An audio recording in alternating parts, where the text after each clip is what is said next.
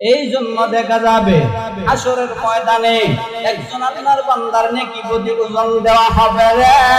নেকি প্রতি ওজন দেওয়ার পর শুধুমাত্র একটা নেকি কম হওয়ার কারণে সিদ্ধান্ত হয়ে যাবে বান্দা জাহান্নামী।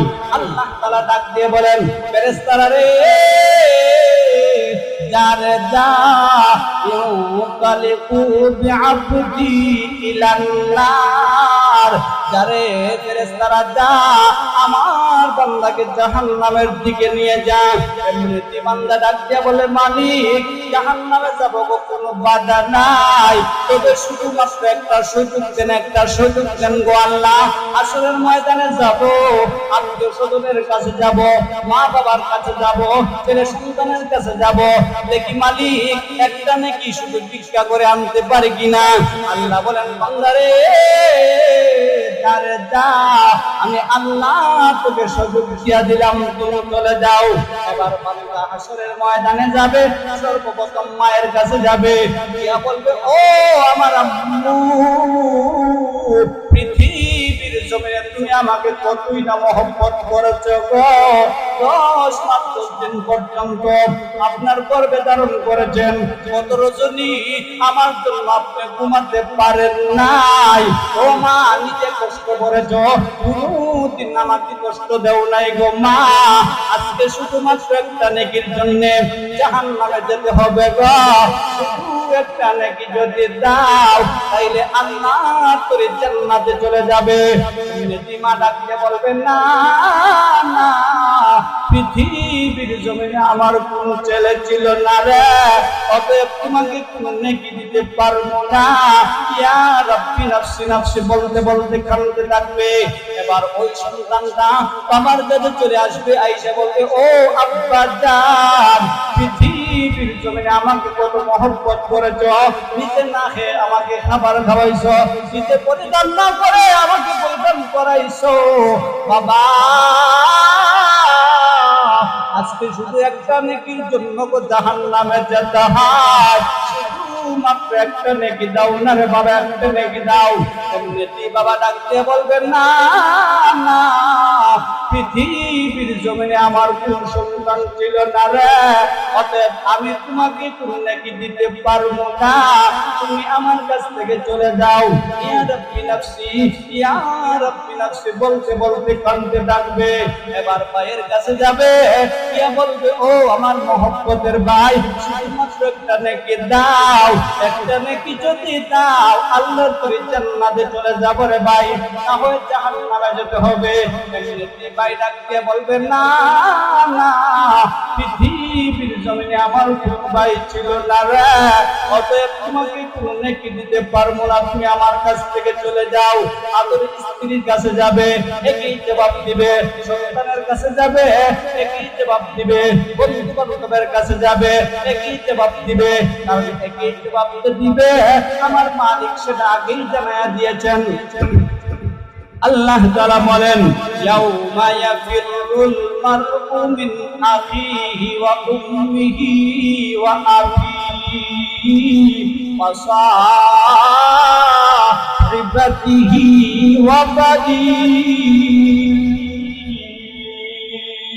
আল্লাহু আকবার। আল্লাহ তাআলা আগেই জানায় দিয়েছেন, হাসরের ময়দানে কেউ কাউকে সাহায্য করবে না রে।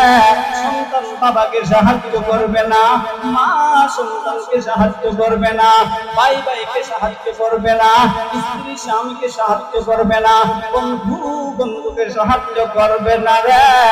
এক পর্যায়ে ওই আল্লাহর বান্দাটা হাসরের ময়দান থেকে যখন নিরাশ হইয়া আল্লাহর কাছে চলে আসবে রে, পিছন দিক থেকে একটা মানুষ ডাক দিয়ে বলবে, হে আল্লাহর বান্দা, বুঝলাম না তুমি কেন হাসরের ময়দানে এরকম ভাবে পেরেশান হইয়া উঠতেছ, কারণটা কি রে? এমনিতে বলবে, বান্দা রে, ও আল্লাহর গোলাম, আমি শুধু একটা নেকির জন্য হাসরের ময়দানে এসেছিলাম, কেউ আমাকে নেকি দেয় নাই, আমার মাও আমাকে নেকি দেয় নাই, আমার ভাই আমাকে একটা নেকি দেয় নাই, আমার স্ত্রী আমাকে একটা নেকি দেয় নাই, আমার বাবা আমাকে একটা নেকি দেয় নাই রে। অতএব সিদ্ধান্ত হয়ে গেছে আমি এবার জাহান্নামে যেতে হবে রে ভাই। এমনিতে ওই লোকটা ডাক দিয়া বলতেছে, না না না, তোমার জাহান্নামে যেতে হবে না রে ভাই, কারণ আমার জিন্দেগিতে কোনো নেকি নাই, শুধুমাত্র একটা নেকি আছে, ওই এক নেকি দ্বারা তো জান্নাতে যেতে পারবো না। অতএব আমার একটা নেকি তোমাকেই হাদিয়া দিয়া দিলাম। এবার যখন ওই একটা নেকি ওই বান্দাটা তাকে দিবে, ওই একটা নেকি নিয়ে আল্লাহর কাছে আসবে। আল্লাহ বলবেন, বান্দারে তুমি কি নেকির ব্যবস্থা করতে পেরেছো? বলবে, হ্যাঁ মালিক, নেকির ব্যবস্থা হয়ে গেছে। আল্লাহ বলেন, বুঝতে পেরেছি রে গোলাম, মনে হয় তোমার মা তোমাকে নেকি দিছে রে। বলবে, না রে মালিক, আমার মা আমাকে নেকি দেয় নাই, মনে হয় তোমার বাবা তোমাকে নেকি দিয়েছে। বলবে, না মালিক, আমার বাবাও আমাকে নেকি দেয় নাই। বুঝতে পেরেছি রে গোলাম, মনে হয় তোমার আদরের স্ত্রী তোমাকে নেকি দিছে রে। বলবে, না রে মালিক, না না, কেউ আমাকে নেকি দেয় নাই গো আল্লাহ। আমি যখন হাসরের ময়দান থেকে চলে আসলাম, কেউ আমাকে নেকি দিল না। পিছন দিক থেকে একজন মানুষ আমাকে বলল, তার জীবনে কোনো নেকি নাই, শুধুমাত্র একটা নেকি, তার একটা নেকি আমাকে অনুগ্রহ করে হাদিয়া দিয়া দিছে। আল্লাহ আবার ফেরেশতাদেরকে ডাক দিয়ে বলবেন, ফেরেশতারা রে, আর দেরি করবে না রে ফেরেশতারা, আর দেরি করবে না, যারে যা হাসরের ময়দান থেকে আমার ওই বান্দাটাকে নিয়ে আসো। আবার যখন ওই বান্দাটাকে নিয়ে আসা হবে, আল্লাহ তাআলা আবার ঘোষণা করবেন, ইলাল জান্নাহ।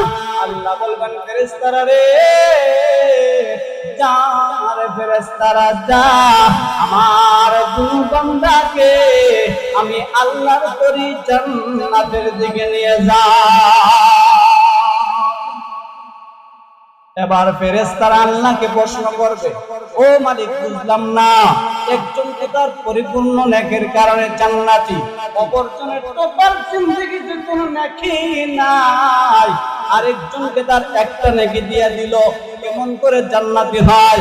আল্লাহ বলবেন, ও ফেরেশতারা, কারো প্রতি অনুগ্রহ করা, কারো প্রতি দয়া করা, কারো প্রতি ভালোবাসা প্রকাশ করা, সেটা আমি আল্লাহর গুণ। অতএব যে বান্দা বান্দির মধ্যে আমি আল্লাহর গুণ থাকবে, এমন বান্দা বান্দিকে আমি আল্লাহ কোনদিন জাহান্নামে দিতে পারি না। এবার আল্লাহ বলেন, ফেরেশতারা রে, প্রথম জনকে আমি আল্লাহ তার পরিপূর্ণ নেকির কারণে জান্নাত দিলাম, আর আমার দ্বিতীয় বান্দাকে আমি কেন জান্নাত দিলাম জানোনি? আমি আল্লাহর গুণ তার মধ্যে বিদ্যমান থাকার কারণে আমি আল্লাহ তাকে জান্নাতের মেহমান বানায়া দিলাম। আল্লাহু আকবার, মুসলমান।